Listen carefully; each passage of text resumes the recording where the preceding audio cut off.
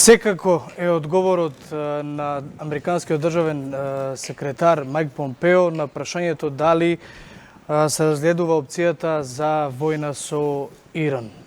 Дејан Андоновиќ е овде. Добар ден. Дејан, ова прашање со Иран и со САД сме го дискутирале, ке го дискутираме, меѓутоа како секој ден да оваа тензија се повеќе расте.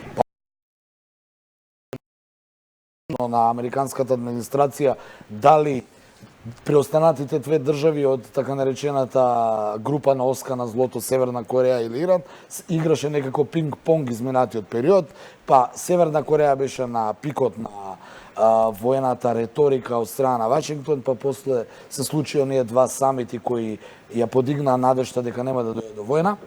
Па потоа пропаднаа надежите со самитот со Северна Кореја, па се фокусираше некако на Иран, па малку влезе Венецуела у целата приказна, па додека сите очекувавме воена интервенција во Венецуела, Иран некако најконтинуирано е цел на засега воената реторика, но оно што се случува изминатиот период со Иран е оние санкции од страна на Вашингтон кон Иран за купување или на иранската нафта, па подоцна во Персискиот залив, односно во оној како мореузот кој го Ормудскиот мореуз кој го одделува Оманскиот од Персискиот залив, каде што 45% од вкупната размена на нафта поминува се случаја 4 инциденти за кои изминатото издание на Отвореното студио го објаснувавме дека американците пронајдоа дека саботажата врз двата танкери е направена од Иранската републиканска гарда, само ги подигнува тензиите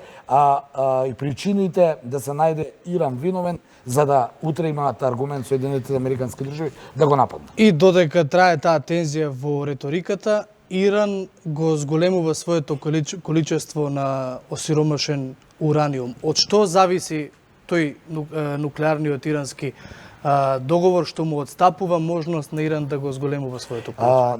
Во договорот е предвидено тој да не сме да ги зголемува резервите на нуклеарниот отпад, но со повлекувањето на Соединетите американски држави од договорот за нуклеарен отпад или нуклеарно оружје од страна на САД, Иран и санкциите кои ги доби, Иран се закани дека ќе почне да го зголемува нуклеарниот отпад, кој е да еден чекор до можноста да произведе нуклеарно оружје, што дополнително ги подигна тензиите. Ми се чини дека тоа беше пресметана акција на американската дипломатија, која воведе санкции, која го принуди Иран да направи грешки. За тие грешки, утре, повторно ќе кажам, бидат аргумент за евентуална воена интервенција од страна на САД врз Иран, но едно е сигурно, Иран очигледно нема нуклеарно оружје, бидејќи САД покажа во својот пример дека досега никогаш немаат изведена воена интервенција врз некоја држава која има нуклеарно оружје. Сега ги имаат само состојките. Сега ги имаат само состојките и очигледно е дека, повторно ќе кажам,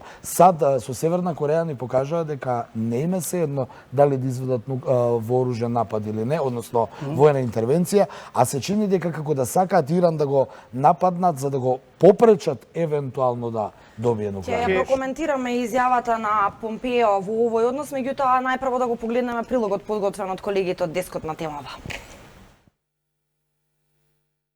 Саудискиот престолонаследник Мухамед бин Салман го криви Иран за нападите на тенковите во Оманскиот залив и изјави дека Ријад нема да се двоуми да одговори на закана за нивната безбедност.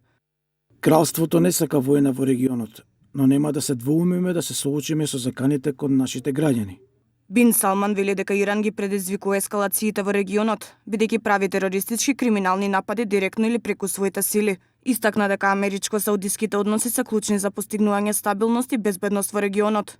Салман додаде дека тензиите во заливот ескалирале кога САД испрати воени авиони и бродове во регионот. И Вашингтон го обвинува Техеран за нападот на нафтените тенкови во четвртокот. Оваа изјава Иран ја демантира. Председателот Трамп се согласи и изјави дека виновникот за нападите врз нафтените тенкови е очигледно Иран. Покрај председателот на Соединетите американски држави се изјави државниот секретар Мајкл Помпео, кој се согласи дека САД не сака војна со Техеран. Тој за Fox News се согласи со председателот за виновникот на нападот во Оманскиот залив. Помпео исто така додаде дека Вашингтон сепак ќе обезбеди слободна и безбедна пловидба низ подрачја кои се клучни за трговијата меѓу двете држави.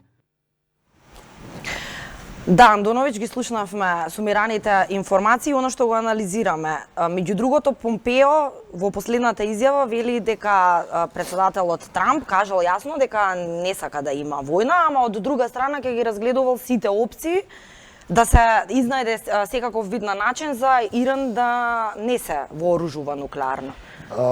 Помпео ја даде изјавата дека дури се разгледуваат сите опции. На прашањето на новинарите дали тоа значи дека е можна и војна интервенција, тој рекол секако, и дури е најавено, дури самиот Помпео изјави дека и Трамп тоа претходно го изјави, дека при евентуална одлука за донесување за починување на војна интервенција врз Иран, нема да се бара дозвола од Конгресот, што само ме потсеќа на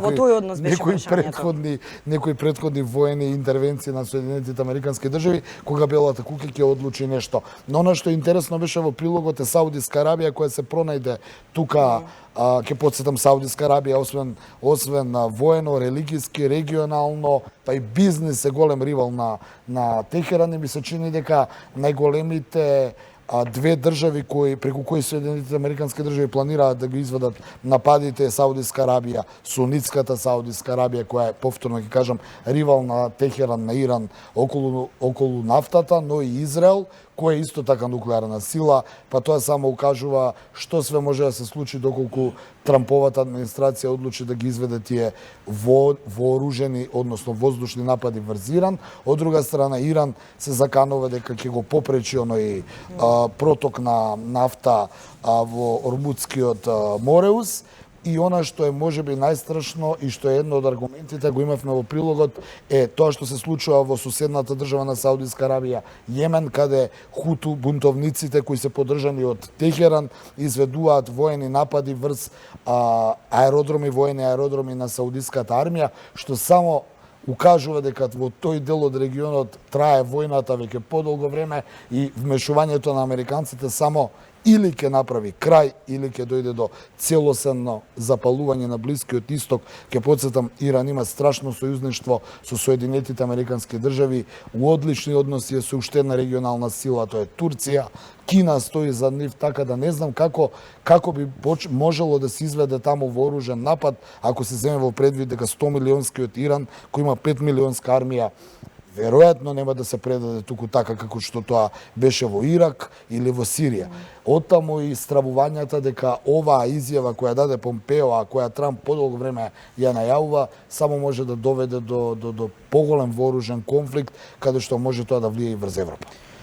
Се селиме на една друга тема, исто така актуелна, Белград и Приштина, кои што се во клинч со своите дипломати, со оглед на тоа што на Балканот работите се решаваат со насоки од меѓународната заедница. И тоа е меѓународна заедница, повторно. Паралела меѓу Европа и Соединетите Американски држави. Денес има еден нов наслов кој што вели дека Белград и Приштина ќе добијат насоки од Западот. При тоа, Дејан, ако во рамки на економијата за Белград е интересен Западот, од рамки на безбедноста, Русија е онаа која што ја почитуваат многу повеќе, кокетира со двете држави.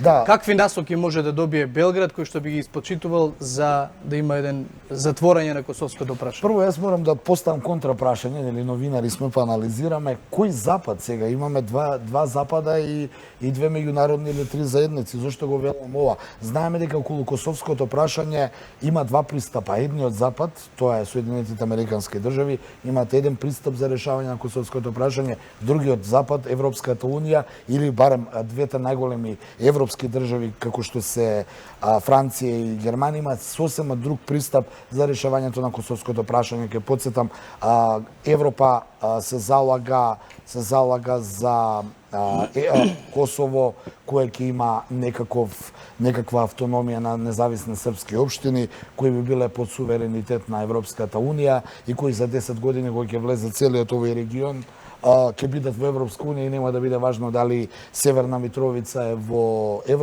Косово или во Србија. Се смета дека до тогаш сите ќе влеземе во Европската унија. Од друга страна, Соединетите Американски држави одат на варијантата да дојде до демаркација на граница, односно размена на територии, нешто што е спротивно со европските интереси. поради колапсот на Европската унија, односно лошо се изразувам колапс, но морам да кажам поради сите оние проблеми во Европската унија и пред се европските избори и новата европска администрација, се чини дека Берлин и Париз ја презема улогата да се обидат тие да бидат посредници на враќањето на диалогот меѓу Белград и Приштина. Имаше еден неуспешен самит во Берлин, сега треба да дојде во Париз, кој очигледно според диаметрално спротивните позиции на Белград и Приштина се заканува дека воопшто нема ни да се одржи.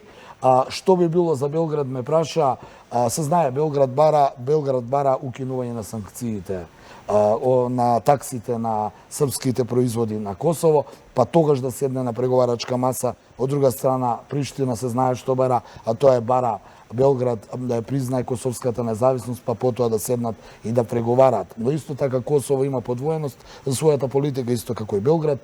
Косово на неколку пати косовските челници ја укорија Европа и рекоа дека за нив главни се Соединетите Американски држави. Зошто Соединетите Американски држави? Бидејќи сметаат дека тие се единствените важни во светот, но од друга страна Приштина е лута на Европската унија и на европските држави, бидејќи подолго време бара од Брисел да дојде до либерализација на визниот режим за косовските граѓани, па се додека Брисел тоа не го дозволи, Приштина нема што да преговара со европјаните. Оттаму и сметам дека е можеби се понеизвестно дека во Париз на 1 јули ќе се сретнат белградската и приштинската делегација. Имаме прилог на оваа тема, го слушаме прилогот и се враќаме во студиото. Белград и Приштина наскоро треба да добијат насоки од западните земји за наоѓање конечно решение за косовското прашање, но тие ќе остават простор за евентуални амандмани од двете страни, пишува Вечерње новости. Овој начин на работа според мислењето на западните лидери треба да го забрза затворањето на косовското прашање. Според весникот, на самитот во Париз, доколку дојде до него, може да се обелодени што се наоѓа меѓу препораките. Новости исто така подсетува дека во 2005 година контакт групата воспостави 3 основни принципи за преговори за статусот на Косово: да нема поделба на Косово, да нема враќање на состојбата од пред 1999 година и да нема спојување на Косово со соседните држави.